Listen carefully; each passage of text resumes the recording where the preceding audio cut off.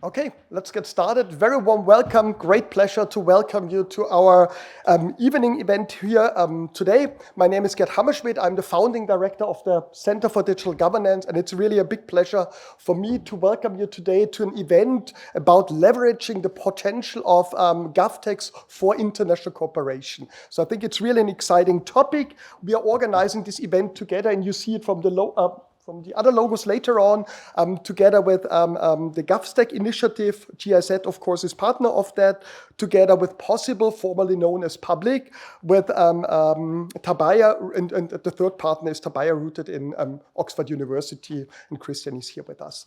I'm really excited, and I have to mention that about the topic of today's event, which brings together two topics which I know from many years at the Hertie School, which attract a high attention, interest among our students. The one is the topic of international cooperation. Many of our students find job opportunities later on in the field of development cooperation. GIZ, for example, is the largest employer of our alumni students. So this is wonderful that we have a topic on this topic. On the other side, digitalization, GovTech, the potential of GovTech, that's also a topic of high interest among our students. And we today can bring together both topics. I think that's really cool. And as a scholar in the field of government digitalization, I can confirm that nothing is more important, more relevant, but also more challenging than bringing governments together to work together in the context of government digitalization. So it's easily said we need to collaborate more, but the reality, it's really challenging to bring them together, to accept that maybe a solution developed somewhere is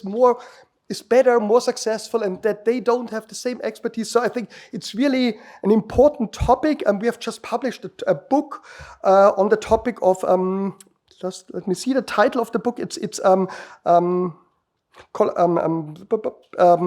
about collaboration for digital transformation. The key argument of our book was that we need more and especially better collaboration internally between governments, but also between government and the private sector, tech companies, GovTechs. And this is exactly what we want to discuss today with the context of international cooperation. And a key observation we have made, and I think common to everybody in the field of government digitalization, is that governments commonly struggle with the capacity, a lack of capacity, a lack of expertise in the field of government digitalization. That's not their primary field of expertise. And at the same time, despite this lacking or limited capacity, they often try to reinvent the wheel again. So they all want to have their own digital solution. I know the German context, and it's crazy. Bavaria does not want to have the solution Hamburg has. A city doesn't want to have a solution from another city. Everybody wants to have its own solution developed by its own IT department, its own IT provider. And this, of course, is it's fundamental waste of resources, energy, and capacity. And the GovStack initiative, we will learn more about later on, is an international initiative which exactly tries to address this problem, this challenge. It's an international community trying to offer, develop, establish a global toolkit for the digitalization of public infrastructure, of public digital services. And we will hear more about that later. And my view is really it's an exciting initiative, a unique initiative internationally, and has really a promising idea to scale up, to accelerate government digital innovation by providing, on one side, open source technology, but also supporting governments in this knowledge transfer, transferring solutions, ideas, standards from one context to the other. And I think that's really a promising, interesting approach, and I think a unique one. And also that the actors beyond that, the German Ministry of Development Cooperation, ITU, and UN agency, Digital Impact Alliance, with a more non-profit background, government of Estonia, shows already how exciting, and it's per se in collaboration itself. And I think that makes it so interesting and exciting.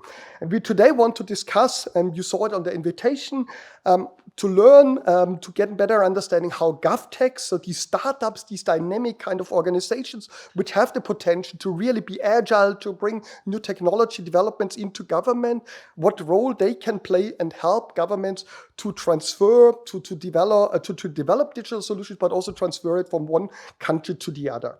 And I'm very glad that we can start today with a keynote delivered by Yolanda Martinez. She's already sitting in the first row from the ITU, the International Telecommunication Union. That's a UN agency, and I think it's really great. Founded already 1865. It's the oldest of all UN agencies we have at the moment. And it will stay there forever, the oldest one. And it's responsible for all matters of information and communication technologies. So also now very strongly moving towards this topic of government digitalization, and a key partner, as you can see from in the GovTech initiative. And Yolanda Martinez serves as program lead of the GovStack initiative at ITU. So she's the perfect person to introduce, to share with us experiences about these initiatives. And she has a truly impressive profile in the area of government digitalization. So if you could win you for guest lectures or whatever, I would be really keen to have that. I mean, the experiences are starting from leading the unit responsible for the unit for government digitalization in the government of Mexico, coordinating the national digital government strategy in Mexico, working at local government level in Mexico on government digitalization, working in private sector consultants at Deloitte for government digitalization, and also working for the American Interdevelopment Bank, and they're collaborating with the OECD, with UN agencies. So I think the spectrum of your experience is really unique, and it's fantastic that you're here with us, that we have you here as a speaker, and very much looking forward to this presentation. A very short introduction about the event itself. We want to start with the keynote, then we move to a panel discussion. We have a really exciting experts from very different areas, backgrounds, who will discuss this topic with us. And it's moderated, and also the guests will be introduced by our Hertie student, but also GIZ, a professional year student, Pucha, who's also sitting here, and it's really fantastic. And she also was, I think, the main brain, the main power driver of this event today. So a very big thank already from the start for organizing that. We also want to open the panel for questions, so it should not be a panel-only discussion. It's also, we want to involve you, offer you the opportunity, and after the panel discussion, move forward into more a kind of a networking event. So we can stay here, we have some drinks there, so that we can continue our discussions in a more informal setting and get discussions about the topic. Okay, also want to give a second thank to all the partners of the event. Already mentioned them at the start, and also especially to my colleagues from the Center for Digital Governance for supporting, organizing this event. Most importantly, Johanne and Maite, who are there, but also our colleagues from POSSI, who have done really a great job in supporting this event. And with that, no further introduction. Yolanda, I would pass over to you, and it's really fantastic, and we are very keen to hear from you about GovStack and your experiences on the topic. Thank you.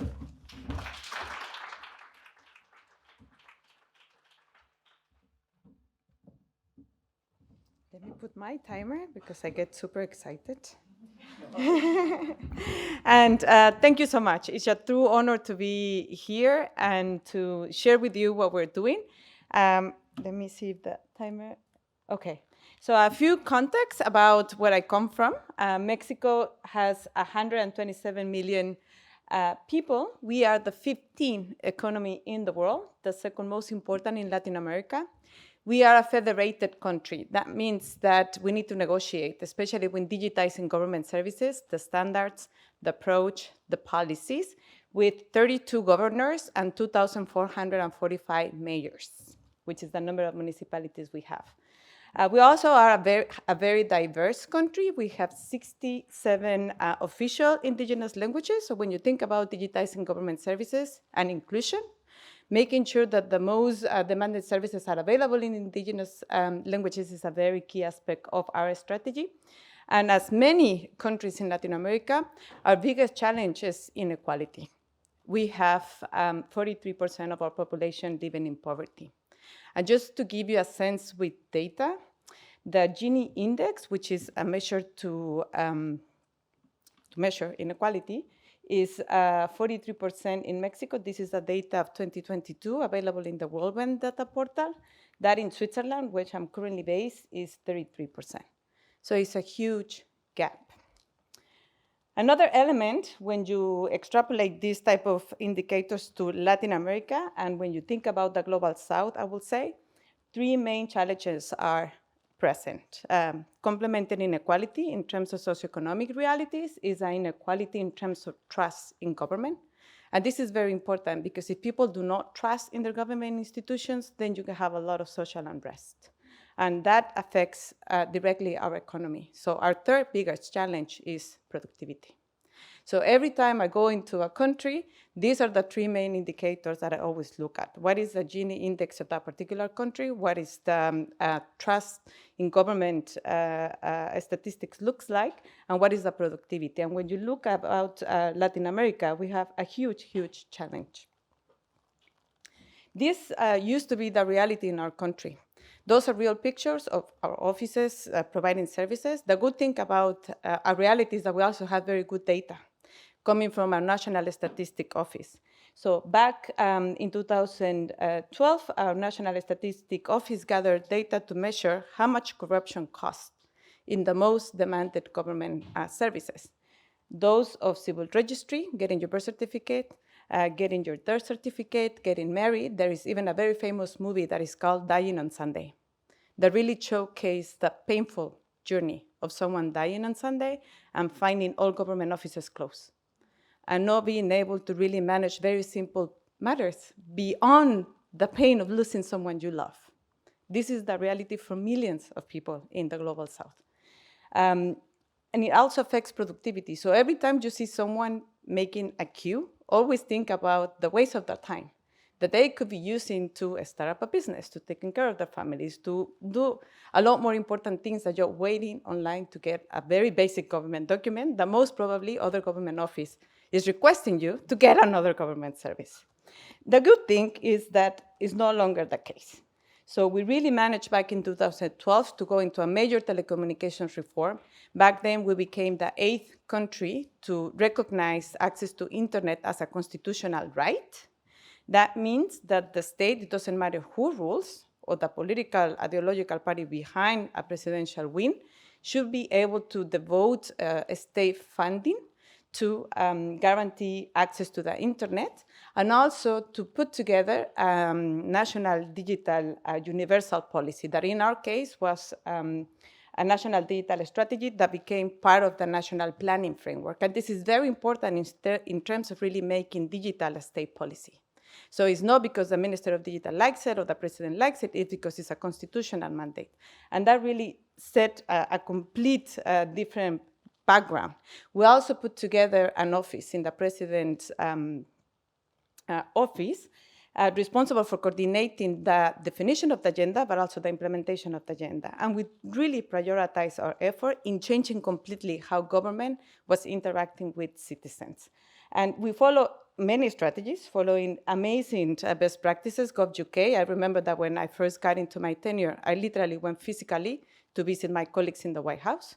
I went physically to visit digital services with my background. I went physically to the office of Tabiya, which was the CEO of Estonia at the time, because we really wanted to learn about the best practices. And we really wanted to know what was behind their institutional setup, the regulations, the technology that they were using that we can really leverage, because we only had 6 years to make things happen in our country. And that was key. So you can see that we follow very similar best practices. And it's okay to copy those best practices in the public sector. Why? Because if you learn from the best, you save a lot of valuable time that we needed to negotiate with the governors, to negotiate with the mayors, making sure that if our colleagues in GDS already spend a lot of time and resources doing UX, UI, we will just follow. As simple as that. And if Estonia has been using Extra for 10 years, we're going to run a pilot. Why? Because they already invested 20 years, and it's open source. And we needed the time to negotiate the standards and to define the APIs and to define the common technical specifications. So that's why sharing best practices is so important, and that's why I became so committed to GovStack. Because if you gave me GovStack back then, I would put 100% of government services online easily. Why? Because the hard work is done. And it's the part that you don't need to negotiate. It's a technical standard. It's an API definition. And you can see that many portals now look very alike. GovMX, Gov.p, GovBR in Brazil, Gov.com in Colombia. And data is very important. Back then, this index didn't exist. So I took office in 2012. The GovTech index that the World Bank published started back in 2020.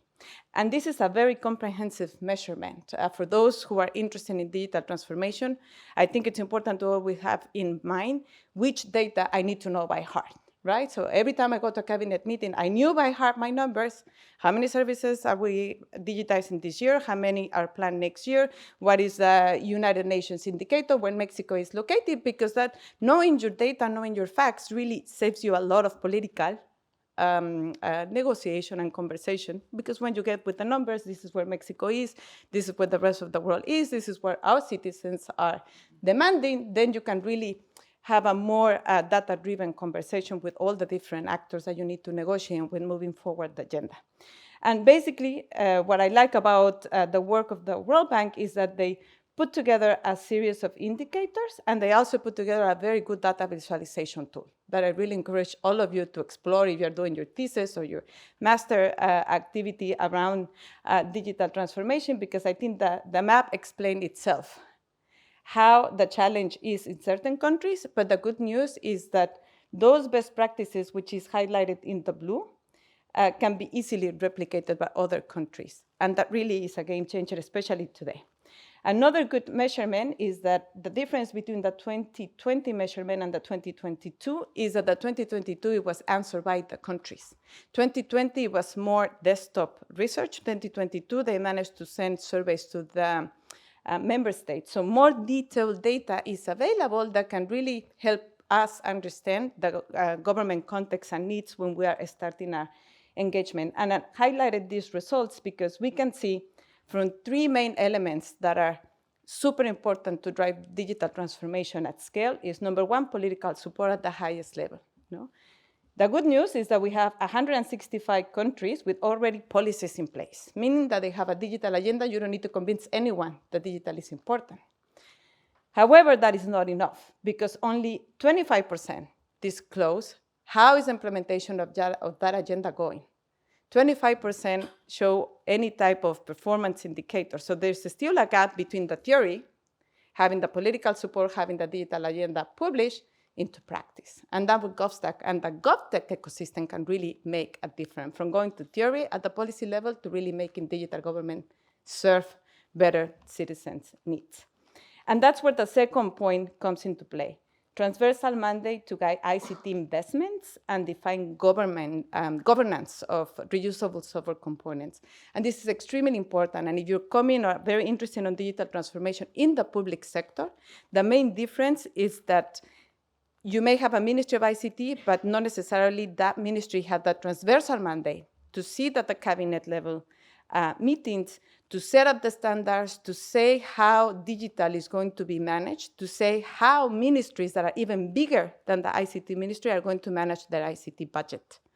And this is a very important element of really making the discussion not about how much budget each agency has, but how the budget that each agency has devoted to ICT can be leveraged and pointed out to making the digital agenda actionable. And in my experience, this is one of the biggest challenges that ministries and digital authorities today have. They don't have enough mandate to guide ICT investments to reusable software components and to set a mechanism to define jointly with the other digital teams in other agencies the standards that they're going to use. And the third element is the skills. That's why GovTech ecosystem is so important, because if you had the opportunity to visit any government office, right, just running a recruitment process can take a year. And by the time that year passes, you change completely the landscape. ChatGPT didn't exist, and you had been running 1 year to recruit someone that you forgot to put that they needed to do prompting. So it's very complex. That's why GovTech plays an important role in all this policy. How global IT expenditure looks like. This is a study that was made by David Eves. He's a scholar, was previously in Harvard when I was doing my tenure in Mexico. He's now in college London. And this is basically a measurement of global IT expenditure. So overall is 693 billion. And then when you split up this amount of investment, you can see that 612 billion are only between North America, Western Europe, China, mature Asia, and Japan. The rest is with the rest of the world. If we do a double clicking into say, okay, how much this implies from per capita, this is the numbers, and then if you do the math and say, okay, what do we want to make sure that the rest of the world gets the same amount of investment that the most developed countries do, how much money we will need? And the result is that reaching parity on ICT expenditure will demand a 7x increase on development assistance. That will not happen, right? Because there are many other priorities beyond ICT. So the challenge is, how do we make ICT more efficient? And the way to do so, and there are many good evidence, Estonia is a champion in doing this, is standardization and commoditizing building blocks. What's the point of having many interoperability platforms among your neighbors? And this is what Estonia moved into. They paying for X-road development and upgrades into telling Finland and Iceland and many other countries, hey, let's pitch in and jointly put together a set of funding and a set of digital team that can maintain this particular building block that we like to use. And by the way, we're going to leave it open so other countries can use it. Today, more than 20 countries are using X-road, which is an interoperability platform, open source. It's a very simple math already proved out by many leading countries, including Estonia, which is a founding partner of GovStack. There is a very important publication that I strongly recommend all of you to go through, which is called the Digital Investment Framework, which is the theory behind GovStack. And this is a very interesting exercise that went into mapping all government services, which building blocks are the most common. So to get your driver license, your birth certificate, whether here or in Mexico, in Geneva, doesn't matter the country, you need to identify the user, you need to make a payment, you need to have a workflow, you need to get a notification that you can go and pick up your driver license. Those are generic functionalities. And the real challenge is how we go from those generic functionalities, which is what you see here, into really focusing, okay, let's build a generic payment gateway. Let's build a generic identity and authentication platform. Let's use and get together and agree among our government entities on how we're going to use digital signature, and the same for each of the 23 building blocks. And then once you have enough standardization and you make a commodity of your reusable software components, then you can really open up to the ecosystem. And this is a post of Estonia before Sim Sikot, the former CIO, left, when they open up the entire ecosystem into a test bed for all startups to start building new generation of digital government services on their current stack. And this is a very common practice in many other countries beyond Estonia, but it's a very concrete example on how you can really leverage not only serving your citizens better, but also building an entire digital economy around having best digital government practices. Any country you go in the world, they're going to tell you we're working with an Estonian company. And Estonia is just 1.5 million people. Remember that I come from Mexico, 127 million people. I want you to go to a country and tell me, oh, Yolanda, we found this Mexican company doing amazing work. We're working on that. We have GovTech competing with Tata and all these things. But when you think about Estonia, it's 1.5 million people. And they literally, every country we go and we have a conference call, they refer to an Estonian company. I just think it's just impressive in terms of best practice on how to leverage GovTech ecosystem. And in summary, this is what we focus on in GovStack and in an overall global movement that is now called digital public infrastructure. We focus our attention, and I'm going to be closing with this, on describing how each building block needs to work, how they need to connect to each other. This is the API definitions. And then how they can be assembled to enable different use cases, whether in the education sector, in the agriculture sector, in the financial sector, it doesn't matter. We really try to abstract the functionality to the minimum. And then we structure that offering on 4 main work streams. Gov specifications, which is the core of any software developer. You need a specification and you need an API. A sandbox environment, and I know Nico is here, so he's going to be even showing the sandbox in reality to really enable for non-technical users, but also for technical users, something that you can play around and really put this theory into practice. GovExchange, which is a global marketplace for digital products and service providers to showcase how They can use GovStack building blocks compliant to enable digital services, and a very comprehensive suite of e-learning resources that, believe me, we have been investing a lot of time and energy and passion in leveraging capacity building. So we have so far 14 building block specifications. Our focus this year is on wallets and content management, but so far, if you are super eager in developing and exploring, you can already use from identity and authentication, digital registries, messaging, workflow, interoperability, and play around with those services. We just finished a training program with women. We call it the GovStack Women in GovTech Challenge, so big recognition to Puja, because she was one of the facilitators and the support from Katerina and Andrea, and a PhD student called Josephine, part of the Taltech collaboration, because it really showcased how you can train people. These were a challenge targeted to 139 women and mentors representing 59 countries introducing GovStack. And it was really emotional to see the pitching day, because these girls entered the challenge without knowing that much. They're practitioners, so not starting from zero, but it's a new approach for many of them. It's a new challenge for them to really put this theory into practice, taking into account that you're working global time zones. And so it's just a challenge to agree on the time that you're gonna meet with your team to create the service. And it was very impressive what they did. So I really encourage you to, if you're an entrepreneur, with your clients, to explore this. If you're a student and thinking to become an entrepreneur or a policymaker, have these resources at hand, because it really saves a lot of time. This is how the sandbox looks like in the front end.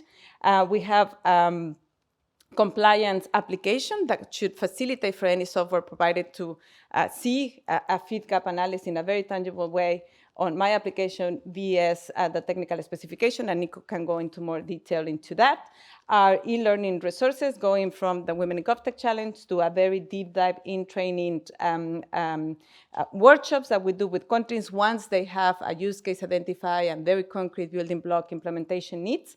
A playbook that provides best step-by-step best practices, and a lot of e-learning resources. There are currently 2 e-learning courses available in Atingi, Identity and Information Mediator, and also a way to structure how we engage with countries to leverage this partnership.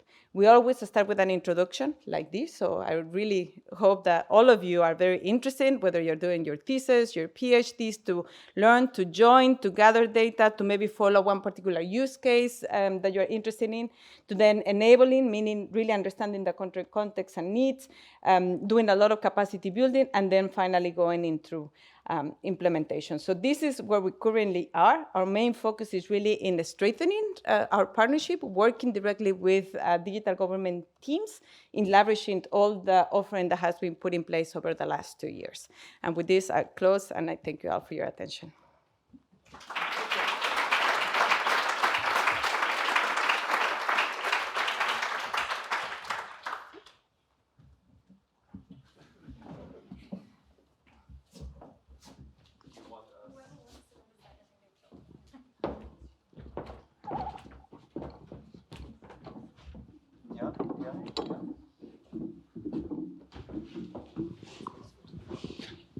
I think firstly, a very warm welcome to the audience. I know it's thesis time, so it's really busy. And lots of you have come after work, and also it's like interview season, so thank you so much for being here today. I was going to start by talking about the relevance of this topic, but I think Yolanda did a more than fantastic job with drawing to us why exactly this topic is so relevant today. So there are 2 aspects, I think. One is the technological forwardness of GovTech companies, and second, I think, is the aspiration of governments to digitize. And I come from India, and everybody knows that the Indian example is very, very forward in this entire context of digitization of government.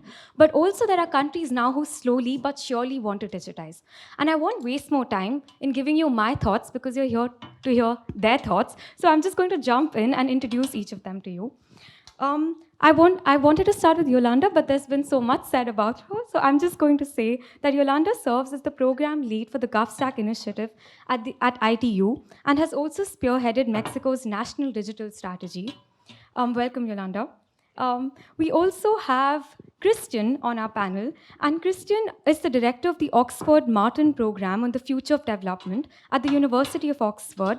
And in addition to his academic work, he is also the CEO and co-founder of Tabiya.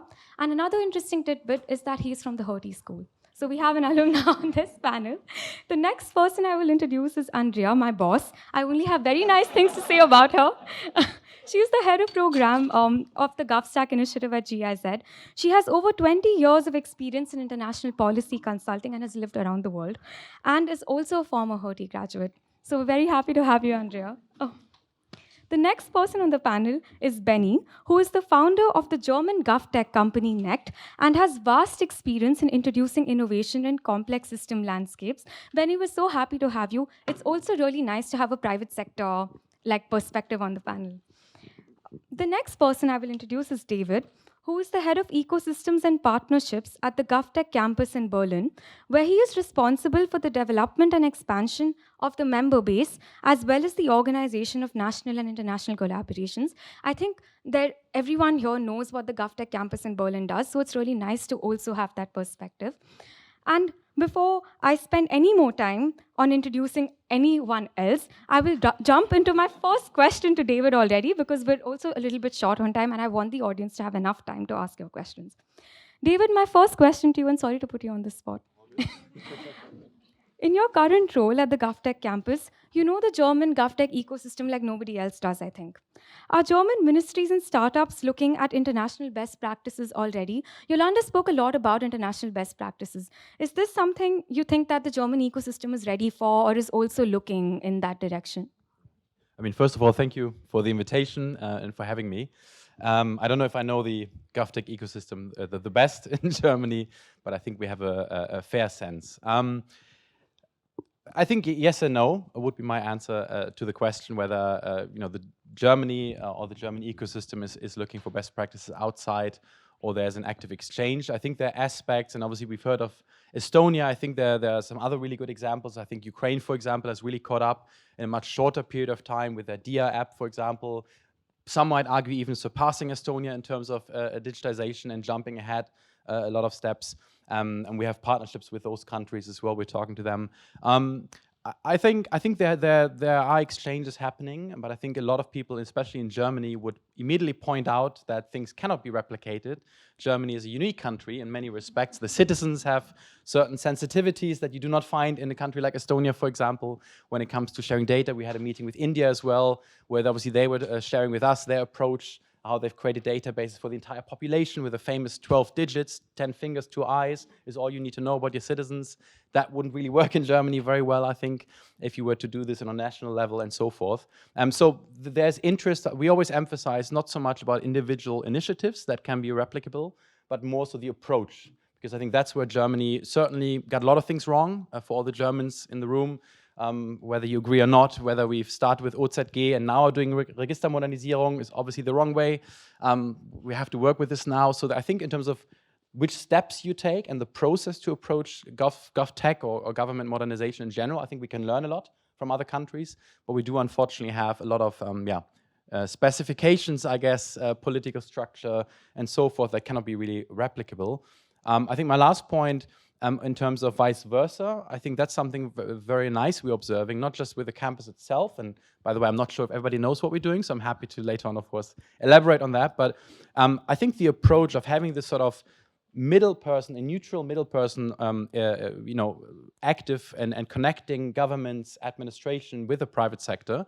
Some countries didn't need that because the government just got it right and had the right approach. But I think a lot of countries are recognizing that they need something like this. And that's, I think, where we're seeing a lot of interest from other governments. I mentioned a few. We were speaking to the government of Kenya last week.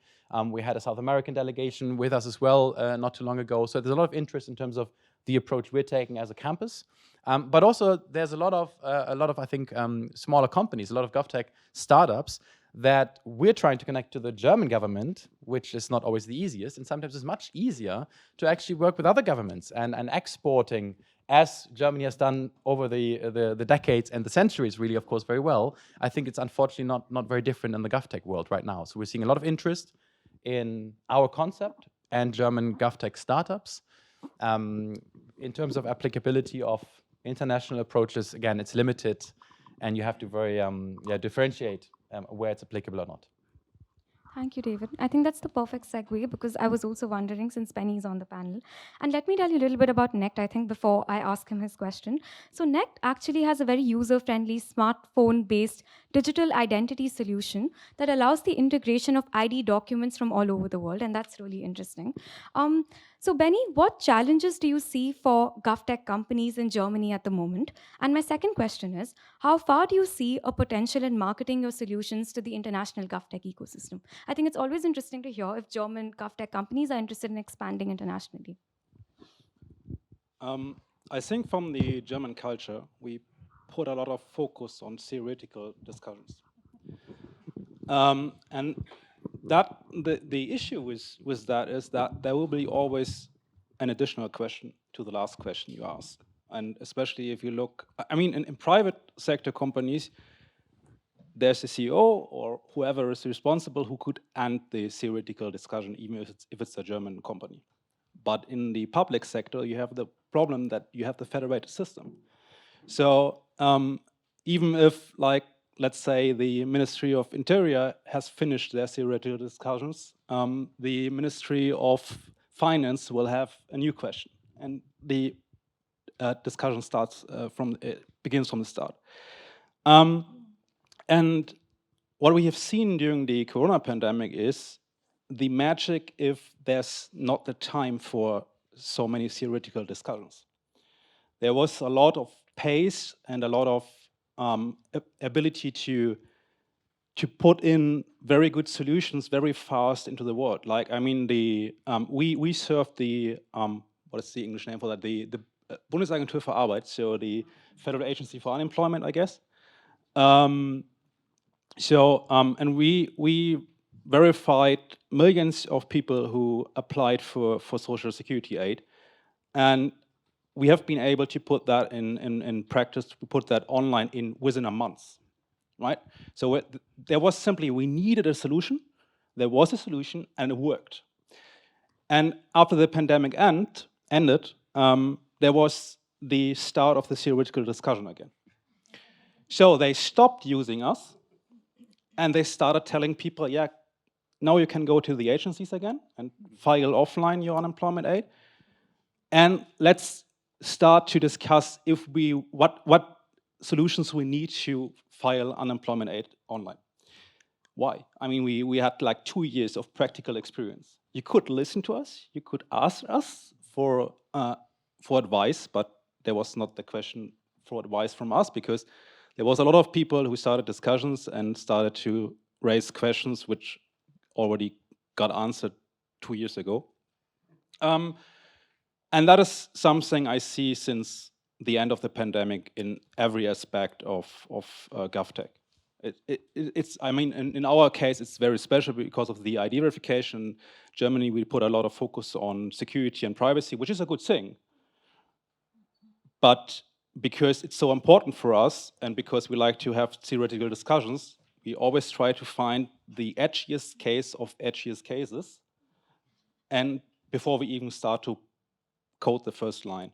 So, and I think there's the thing where German GovTechs really can help, or German software companies can really help the government, because we start coding, we start to get the practice experience, and we have the experience, and we can answer these theoretical questions very fast, so we can keep up with the fast changing pace of the digital environment, right? Because the problem is that the environment changes within a year, what we just heard, and the theoretical discussions take 2 years, right? So you need to have the experience on the ground to really keep up with the pace of the digital environment.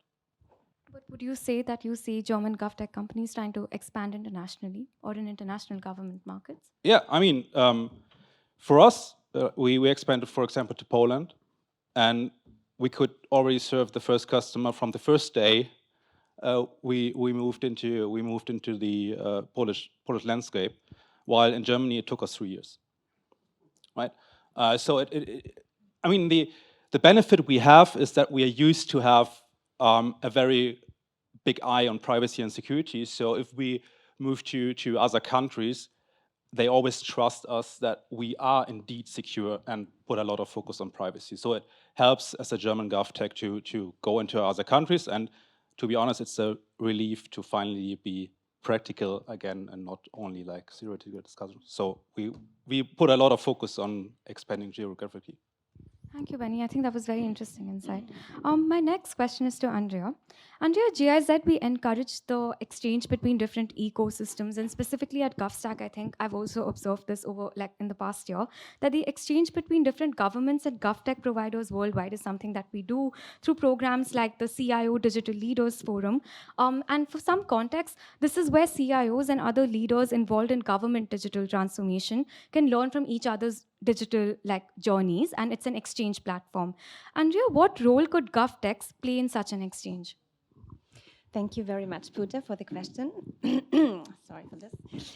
Yeah, so I would like to start like this. So as GovStack, as the GovStack initiative, and I can perfectly build on what was said before also by Yolanda, we are a multi-stakeholder initiative, as you might have heard. So we are like a consortium of many organizations, and that gives us the possibility to build a platform for a lot of organizations and provide this possibility for exchange for people and for organizations and stakeholders that usually don't come together. And from the beginning, I've heard when we started this initiative that everybody said, actually, you are the ones that should provide such a platform, because coming together, ITU, then the Estonian experience, having Germany in the back, GIZ with the long arms in the countries and political networks and stakeholders, and as well also a dial with a Seattle-based think tank on digital impact. It's perfect if you could provide this. So this is what we are doing, definitely. And also it comes to, I would like to mention that the field of DPI, digital public infrastructure, is kind of new kid on the block, right? So Yolanda has explained this quite well. So we need to learn a lot, and we need to build trust in our partner governments, right? So we need to make them understand what we're actually talking about and why it makes sense for them to invest in something like this. And this is something that governments cannot build alone. So I would like to mention here, so this, usually we were told like to leak this here, that a very big famous tech person, he's usually getting explained it like this. The house analogy is quite famous in the Gov, like explaining the DPI system. So I would like to explain it like this. It's like the client, someone who wants to build the house, is the government. Then you need an architect who's making a good plan, ideally like a prefab house maybe, because it might be less costly and you might use components that are reusable. This is something that we as GovStack can provide. And then of course you need someone who provides the material and is doing the construction work, and therefore we need the GovTech companies. So, and this is why we need GovTech very much as giving us the material, first of it, and secondly, letting us know if it works. Because this is what the architect and then the client can't see at the end of the day, but this is what definitely need from practitioners at the end of the day, and this is why we need them so hardly, like around the tables. And yeah, Bezos, I think, yeah, I can just say this is why we really hope, and I wanted to mention, this is important, that we want more collaboration with GovTech. So we are happy that also together with the BMZ, who is our commissioner, I'm very happy that you are here, Katharina, and for the entire trust of the Germany and the BMZ is giving into this initiative, that we are trying to enhance the possibilities for GovTech companies to be part of GovStack, of the GovStack initiative. This is also why we joined the GovTech campus, because we hope to get a lot of network, working also together with Possible, co-organizers of this event as well. And so what we can do, how can you actually collaborate with GovStack so far? Just very quickly, 3 opportunities. First is that you come and join our working group, so help to build our specifications, the 14 ones Yolanda just presented. And would be great if then we would have a prefab house and your company's APIs would fit that and the preconditions and would fit the standards. Secondly, of course, we're coming up with more and more tenders. So we're making them public on leverus.de, but also, of course, on our website and LinkedIn and other channels. And thirdly, we're now coming up with a compliance testing tool. So Nico is here as well in order to give you more information on this. And that we make it possible for companies to test themselves compliant against our specifications in order to be listed on the marketplaces. And then being also, we can spread the word much better about the GovTech solutions that are GovStack compliant worldwide as soon as they are tested compliant. So, and by this, I give it back to you. Thank you. Thank you, Andrea. I think as a lawyer, I never really understood what DPI was because this wasn't something that was in my curriculum, and tech is not something I know. So this house analogy has been really useful, and I often use it, but now you know the source. You know, it comes from the GovStack conversation. Now, moving on to you, Christian. You're wearing two hats today, and very interesting ones. You're the academic on this panel. No pressure with your answer. My question to you, I think, and also I think a little bit about Tabiya because I mentioned it before. So Tabiya actually implements digital solutions to tackle the unemployment challenge on informal and formal labor markets. For example, they're doing a lot of work in Ethiopia now. From your diverse insights, Christian, especially with your two hats, what are the challenges and opportunities in building a cross-country GovTech ecosystem? And how can GovTech solutions successfully be transferred across countries? Yeah, thank you so much, and thank you for the invitation. As you know, I'm excited as an Hertie alumnus to be back, MPP 2011, very old. It was still the same room. It was still feels very similar. Anyway, thank you so much for having me. As you said, I wear two hats. You know, I'm the director of a research group at the University of Oxford, where we work with governments and our friends at the World Bank to study, especially sort of the rollout and sort of downstream impacts of DPI. Essentially, a lot of it is in Ethiopia, in East Africa, Rwanda, a little bit in South Africa, and the impacts that that has on people. And so I'm happy to talk more about that. But your question was a little bit more focused on building and solving across different contexts. So then we put on the other hat, which is the one of Tabiya, which is a nonprofit organization. And we have some of our colleagues here today, which I'm very excited about. Nonprofit organization that works with partners, governments, nonprofits, and others around the world to build essentially digital public infrastructure, standards, models, and open source software to help connect job seekers with jobs, essentially. Help the employment agency of Ethiopia or the quasi-governmental employment intermediary in South Africa. And we are also aspiring to be GovStack compliant, or we're working hard to be GovStack compliant. But so through that lens, I guess, coming to your question, which has, I think, three elements: challenges, opportunities, and transfer, right? So challenges, well, I think at the risk of stating the obvious, building across contexts, you need to make sure that things are interoperable, including with legacy systems, that they're scalable. We have a partner that is a tiny, tiny youth employment intermediary in Mombasa. And we also work at scale, at national scale in South Africa with 3.8 million people on a platform. So, you know, things you build need to work across different levels of scaling. But maybe, you know, I'm not a technical expert, I'm the academic, as you say here. So I think other challenges around building across contexts are political, social, and cultural, and sort of economic in a sense, right? And so I think, especially if you think about digital as the panacea and digital public infrastructure as the panacea to immediately create government systems that are accessible, that are transparent, sort of the promise of DPI, it's still important to be building in an inclusive way and make sure that people don't fall through the cracks of the digital divide, essentially, right? And especially because the digital divide is still highly gendered, especially in low and middle income countries, right? And I think the research, the rigorous research that exists from across the world, from the rollout of DPI, especially in India, shows that. There's huge promise, but also quite severe risks of inclusion-exclusion errors. To the opportunities, I mean, you know, I just said it, I think, and you, Yolanda, hinted at this. There is huge impacts on access to government services, huge gains in innovation, transparency, financial inclusion.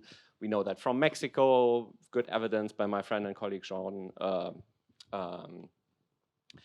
at Northwestern University. We have good evidence from India by Kartik Mullaidhanathan and others. And there's, I think, a tremendous promise. But again, all of these pieces of evidence that we also have, point to specific concerns around inclusion and exclusion. And so I think that's important to keep in mind. What enables successful transfer? Well, I would say, I find the sort of MOSIP model quite inspiring, the sort of India and the open source version of Aadhaar, which is building in a way that is modular, open source, and vendor neutral. And I think from a perspective of sort of UXR, it's informed by human need, right? It's really, really human-centered, and it sort of has inclusion at a core. And so learning from models like MOSIP that are human-centered, that are inclusive at the core is really important, I think. GovStack compliant, by the way. And GovStack compliant. Thank you, Christian. I think it's always interesting when I hear people talk about the Indian example, especially Aadhaar, because there was so much criticism in India when it came out because of privacy concerns and it being an easier place for you to implement digital solutions. But I think that also says something about Germany might be slow, but at least you know that your human rights are all intact. My next question is to Yolanda, I think. So Yolanda, we have heard a lot about your experience in digitization and also with your vast experience in working with different governments across the world, you've had a lot of experience and you are in touch with CIOs from Kenya, Egypt, and Ukraine on a daily basis in your work at GovStack. What are the areas and topics you feel like they want to exchange on the most? And what GovTech solutions would be of the highest interest to them? I think, can you hear me? Yes? Okay. I really like these three countries because they reflect different realities. For example, I think Ukraine has done an amazing job in being resilient and really showcasing that they do not only have the capacity to serve their own citizens and context, but really to share. And the fact that given the conditions in which they are providing digital government services every day, they managed to launch 3 weeks ago Tabiya open source. And they have been currently engaged with GIC and GovStack in making the Tabiya engine, which is the backend of Tabiya, GovStack compliant, on top of running their own digital strategy in the conditions that they have been working over the past few years. So I think that's really showcase that digital teams can deliver and they can also commit to a global GovTech ecosystem. So I think in terms of priorities, all of them share the same. Context is really what makes a difference. Egypt is a different context. They're more towards, I would say, licensed products, and it's okay. By the way, GovStack do not endorse any products. Everything that you're going to see around GovStack, especially what is available in the sandbox, went into an international tender process. Every time we work with countries, whether Kenya or any other, we always work through priority use cases, what they currently have in their stack, and it's usually open source and licensed products. You have a mix in the portfolio of solution. In the case of Egypt, what we really enjoy when doing the deep dive is that they bring their entire GovTech ecosystem into the table for 2 weeks, in-deep, immerse experience into each of the technical specification. And they mandated the entire GovTech ecosystem, meaning all the private companies working with them, in making the necessary adjustments to their current platforms to enable use cases following the GovStack approach. So I think that's a very different context. And then, for example, Kenya, which has a very strong political mandate, if you remember my presentation, 2023, all government services should be available online. And that's amazing because then, as the president, you look at your Ministry of ICT, you're late, my friends. So you better find out how to do it. But that's a beauty, because at the end you have the mandate, so you have the leverage to sit up with the cabinet members and to all the government and GovTech ecosystem to say how we're going to manage this. And on that note, the use case that we're working with is a more complex one, because they have that mandate, which is a case management system with the Data Protection Agency. So in terms of topics that are around CIO minds, is how you reach scalability. Because if you want to leverage artificial intelligence in making government more efficient in the back end, but also in designing and putting into practice a new generation of digital government services, you need to have your core digitized, right? If you have everything in paper, how are you going to use generative AI to go into government websites to explain in a more conversational way how to get your passport, on how to open up a new business, on how to use securely different types of digital identity? Right? You need to start by the basics. So you don't have good registries, good data schemas, good data protection laws around your data spaces, etc. You cannot leverage the next generation of emerging technology, which is, by the way, being used by your entire citizenship. So I think that that's why you need GovTech ecosystem in place, because governments alone cannot catch up with the trend. Why? Because they need to negotiate, they need to talk, they need to agree on the policy, they need to agree on many things. And the answer is, now you can go back to the agencies. No, I didn't need to do any lineup to subscribe to ChatGPT or Google Gemini. Never had to take documents to open a TikTok account. That doesn't exist in the mind of the citizen. Why the government needs to be so complex? So I think now you don't need to convince anyone, it's really tips and sharing best practices on how they can leverage the GovTech ecosystem. And maybe a question for Benny, because I was reviewing one of your publications yesterday about, no, because I found it very relevant, because I think your application on identity was the outcome of a public challenge. And then it took like 10 years to build that 10 million users. If I'm not mistaken, it's a video in your LinkedIn. But I think you came out of a public challenge or GovTech incubator or something like that, that I think is very relevant in terms of public policy associated to GovTech. So I think it was interesting to share, even if you didn't talk about it. We started 2017 in the insurance sector in an accelerator. So accelerator, yeah. And it took us then, I mean, we started with the idea of a reusable identity, because for me it doesn't make sense to always re-verify the document over and over again, the physical document in a digital world. So I wanted to have this reusable identity, but that has the typical check and act problem, right? You don't have enough users to convince governments, insurance players, and banks, and on the other side, you don't convince users if you don't have all the players on board. So I reinvented what we call video identification system. So instead of human being checking the documents, we invented that. We invented the models so we can check documents automatically, but on the same security level. And that put us in a position to be so unique in the market that we can force our customers to use our branded solution. So the users were in a PayPal way, we're moving to our app to verify the ID, and then we offer them to store the verified identity. So we could build up the user base, and that took us 6 years. 6 years, and then now we have 10 million users. So now we can convince a lot of customers with this 10 million user base, and we learned a ton what made a good identity wallet.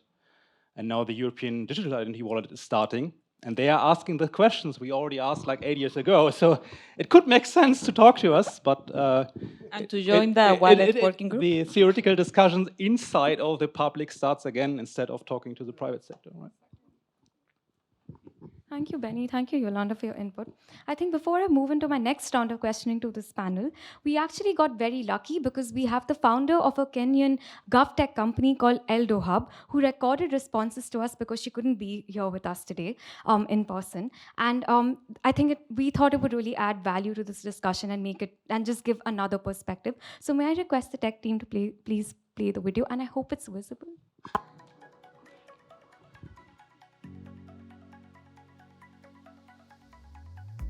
It's a field that is booming, and there are a few key reasons for that. Firstly, the Kenyan government recently launched a national digital master plan with a vision for 2022 to 2032. And this plan aims to make Kenya a more digitally connected nation, focusing on areas like improved connectivity, digitizing government records, and automating systems. And now this creates a supportive environment for GovTech companies to develop new solutions solutions. And you all know that 2010, Kenya adopted a new constitution, creating 47 county governments and devolving most of the services there. And there is also need for creating citizen-centric platforms that will create efficiency in the county and also automation and digitizing the county government services. And also think about it, you know, Kenya already boasts a strong mobile money infrastructure with M-Pesa leading the way. 70.5% of Kenya's GDP is contributed by digital economy, highlighting the comfortable level Kenyans have with digital solutions. And this has created a real demand for GovTech companies. Imagine if you can pay your taxes or renew your business license online, all from your mobile phone. That's kind of the convenience the GovTech can offer. And all this is a great opportunities for public-private partnership, offering GovTech companies or entrepreneurs to be able to be at the center of creating these solutions to digitize both national and the county government.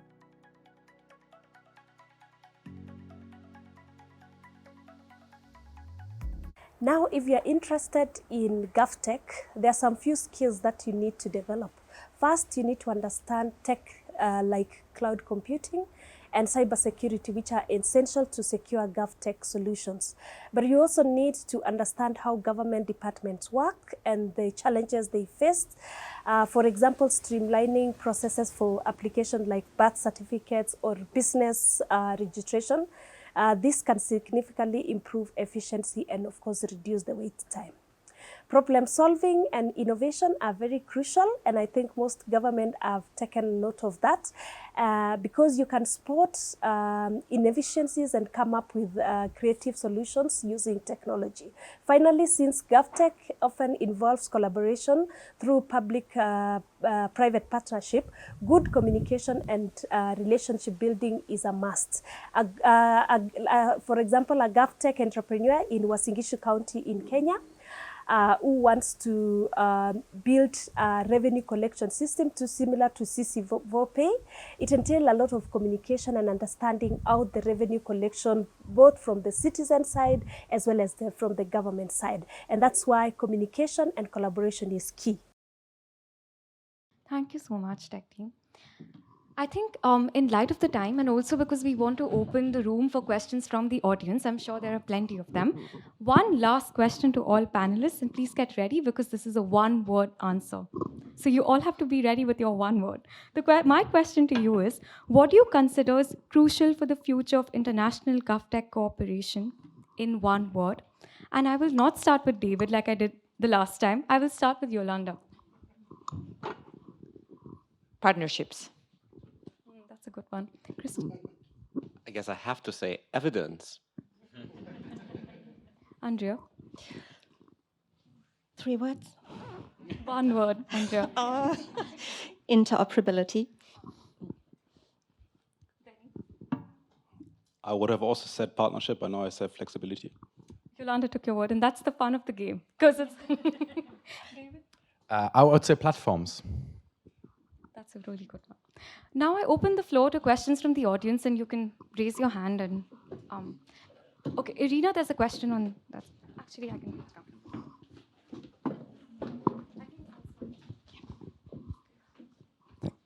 All right. Thank you so much to the panel for this very insightful talk. We've been talking a lot about different technical solutions and also about some of the cultural aspects, and my question goes in exactly that direction.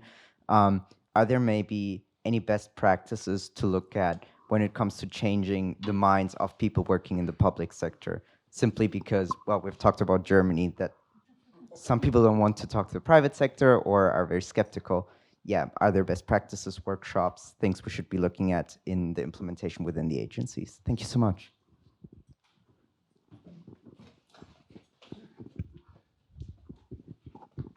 Who would like to answer first? Maybe you want to gather a few more? Because there were many hands. Maybe we can go one answer and then we take a few more. Yes, I think political support at the highest level is super key, but that's just the start. That will open the door of many other ministries. putting at the center the public servant is equally important as putting at the center the citizen, because at the end, a public servant is also a user of many government platforms. And sometimes you are so busy prioritizing, digitizing front-end citizen-facing services that you forget that you also have a lot of back-end legacy system that makes routine work boring or zero interested. You need to have an equal important agenda inside government to understand employees' needs, to have very fun ways. Like I remember in my office, it was an open space. And we used to have all the meetings in person on purpose because we really wanted to encourage exchange of people, not only in Zoom calls and everything. We do a lot of recognition. So for example, the most important event of the year was the GovMX Awards. And these awards was to digital teams, technical support, people answering the phone to clarify questions on how to use GovMX, solution architects, many people that are usually in the back, that very rarely are recognized. And it was very easy to organize, and it was amazing how people get engaged, committed, motivated. If you run internal hackathons, you will be surprised on how many good ideas come inside. So it's really leveraging already in place a structure for incentives, for training. We, for example, changed the entire training for governments. And we open up a lot of partnerships for employees to leverage many courses available outside. So it's really leveraging current structure that you may think is hard to change, but it's not. It's really making an open space and collaboration, and the same activities that you usually do outside, you can do it inside. And that really facilitates showing that at the end, you want to make the life of a public servant fun, innovative, and more impactful. I can add maybe one thing, also one example from working obviously with a lot of the German ministries and the federal government, the states. I think everywhere you go, you'll find sort of a coalition of the willing, if you want, right? Every ministry, every state government has a lot of people actually working there with the right mindset, wanting to do the right things. For example, wanting to speak to the private sector. They just don't know how, don't have necessarily the skills to also, for example, evaluate what is a good startup. They receive tons and tons of requests, marketing, presentations. They all sound great on paper. They just don't have the skills to really understand what is now the right AI solution that I actually need, for example, versus what everybody else is promising me. So I think what we're seeing is, and they're lacking the framework, the legal framework in Germany specifically, but also just the space. That's also one of the things I said, platforms. Oftentimes a lot of the stuff that we're doing in Germany is not product-based, it's platform-based. So for example, we're trying to provide that platform for these people to come together and actually get things done. Because as soon as you showcase the first real-life example that it actually works, you slowly silence a lot of the cynicists and critics here in Germany, especially, where they always look at what can go wrong. Unless you're at 99.9% of a sort of success guarantee, we're not going to do it, right? The German administration is built to reduce risks, not to take risks. And that's sort of the part of the mindset you need to change. You need to do this by getting the champions on board, giving them the platform to try out things, to actually get things done, to then go back into their ministries and showcase it. Maybe I can even quote just very quickly by what you've just said, and I think that combines both answers quite well. I would just like to quote one of our dear project partners of GovStack, which is Valeria Yonan, which is the Vice Minister of Digital Transformation of Ukraine, and I think they really did a good job. We have heard a lot of examples here. And she was also in the GovTech campus. We had like a joint event, and she mentioned actually how to convince. Her answer was, you have to build something that people will love. And just leave it like this. I think we have time for 2 more questions, but also to the audience, we have an exciting networking session after that, so you can keep your questions and ask them in person. There's one question at the back. Yes, I have one question because, as I understand, first of all, the buy-in of the political decision maker is important, right?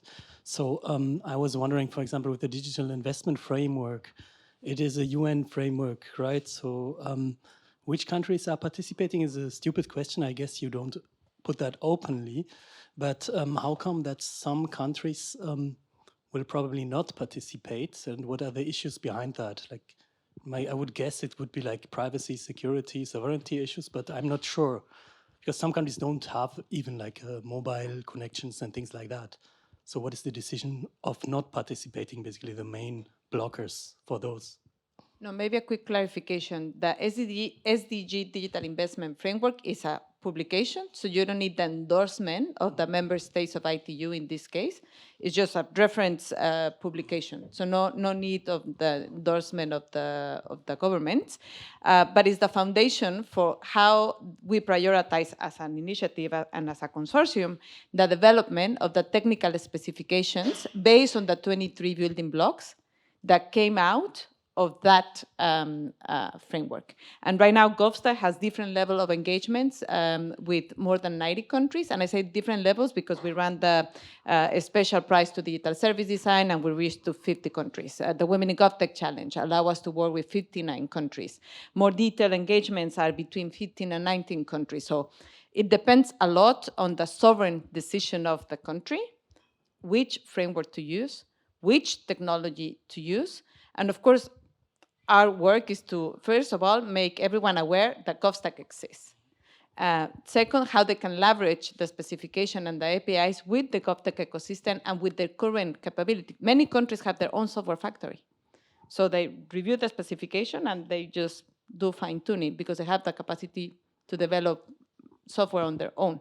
So I just would like to, you don't need an endorsement on that sense. It's not like a UN recommendation, like AI recommendation for UNESCO. That require endorsement from member states. Hopefully I clarify.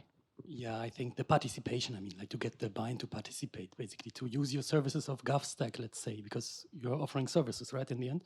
Like you're... Yeah, but it's a global initiative and it's completely open for any, I will not say only member states, but any country and any startup company, NGO interested in speeding up how governments digitize services. All right, thanks. The person in the second row. And this would be the last question, unfortunately. Yes, thank you so much. I would be interested in your perspective on a bit of a philosophical view of digitalization. It seems to me that essentially right now we are digitalizing things that previously were done in an analog manner without changing very much the way that they are done. If you look perhaps 20 or 30 years into the future, what reconceptualizations of what a state is do you envision?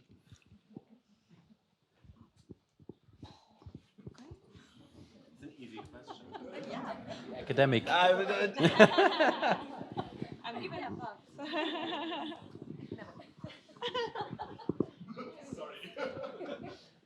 I'm a micro development economist. I have no idea. I have no answer to that. I really don't. I mean, the thing is, you're totally right. As of now, we are only doing electrifying the world and not really living in a digital world, right? So digital world for me means like you have a very connected world. Everything is connected. If you just electrify analog processes, you don't have necessarily a connection between document A and document B, for example. So I think the answer to your question is you can't answer that question because you start from a greenfield. Once you learn what benefits and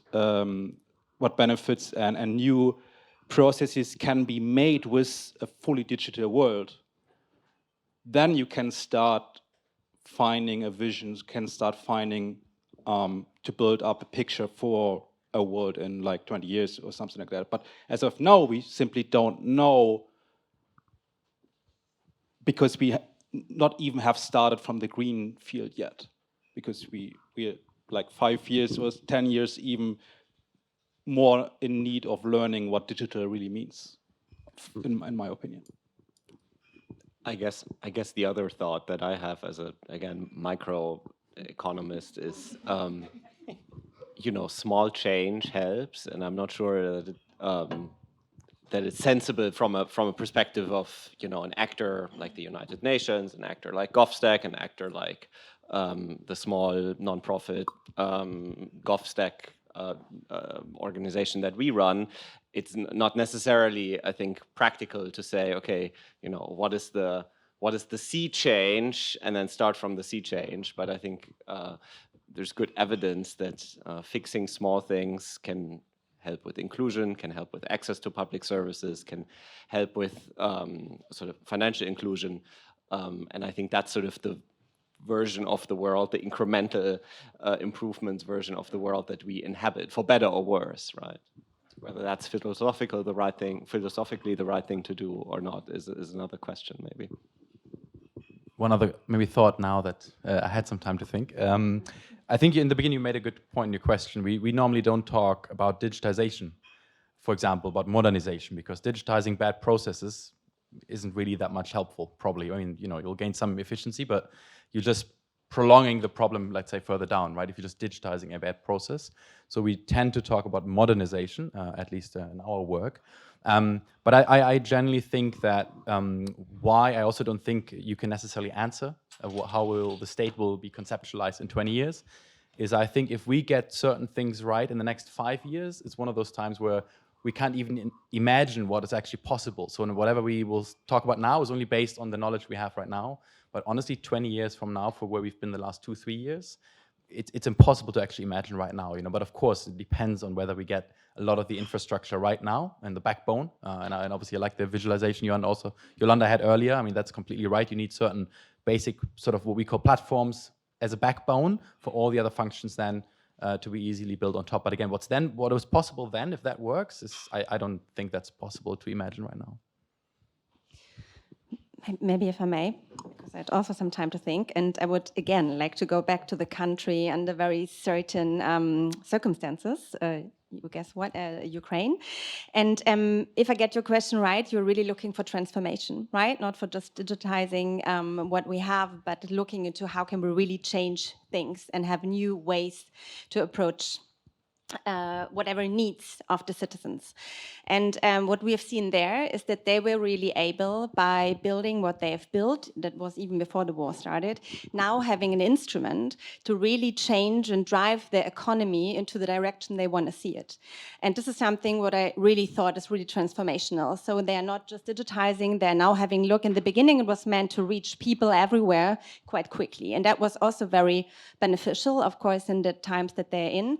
But then now they're really using the instruments and the digitization of, they have data and they know people are using it. I think they have almost more than 50% of the entire population is using the apps that they are providing and the platforms.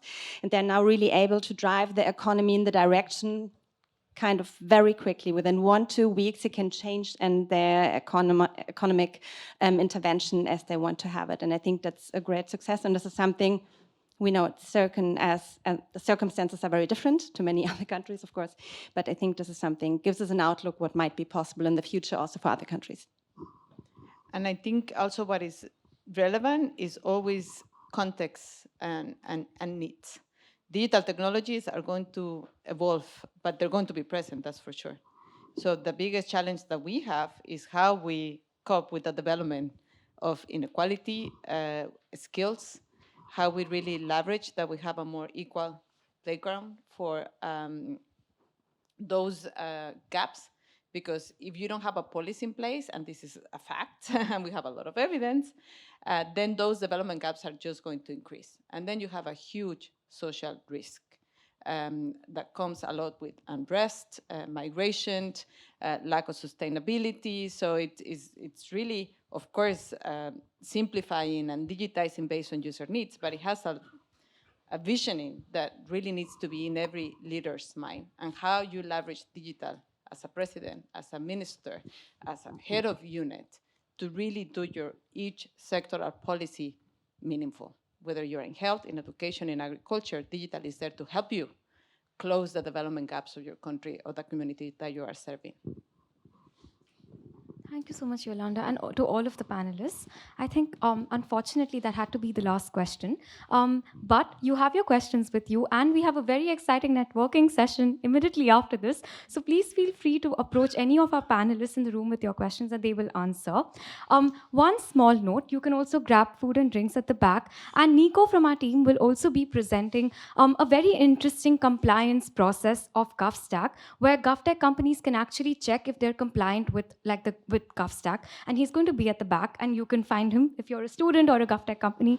Whatever your interest might be, please find Nico and also look at the compliance testing. But I'd like to thank the audience for taking out their time, and also all of my dear panelists for their insights and just for being here. Thank you so much.